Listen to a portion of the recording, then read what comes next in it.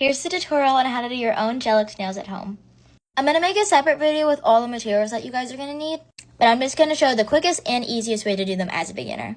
Okay, so first things first, before we even get started with application, we're going to want to size out our gel-X tips. So for this, we're going to want to try to find as close of a size that can cover one side of your nail to the other side. You don't want it to be too tight, because if it's too tight and you press it on, that's really going to damage your nail.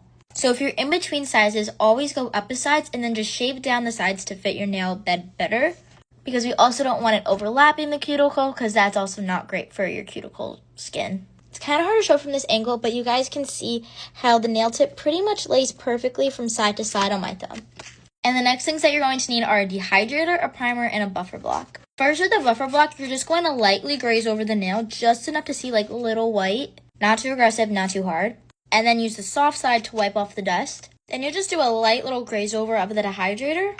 And same thing with the primer, just applying a nice, even, thin layer. Then you'll apply your base coat. And for this, once again, we really want to focus on doing thin layers because it will just make everything lay on better. And then you're going to want to cure this for 90 seconds underneath your gel lamp. Okay, now for the application. We're going to take our nail glue or our extend gel. And we're going to brush it onto the base of the tip, just filling it about, I would say 1/4 maybe, a little less than half. You don't want to do too much. That's a really important thing. One, you don't want your gel to be too thick that it doesn't fully cure, because that can be really damaging for your nail. And you also want to make sure you don't use too much, because then it will spill out the sides and it's just a whole process of getting it cleaned. So after you have just about the right amount, you're going to take your tip, place it at the bottom of your nail bed and press down. And you want to press down to make sure that there's no air bubbles. And then after you do so, you're just going to put it right under your nail light. For this, you can either flash cure it under a smaller nail light for 10 seconds and then fully cure it, or you can just fully cure it for at least 60 seconds.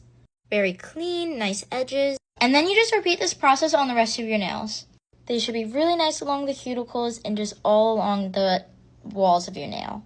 And then you can go ahead and shape, paint, do whatever you want on top of them. But yeah, let me know if this tutorial was helpful for you guys, and comment down below if you have any questions. But yeah, that's it. Okay, bye guys. Mwah.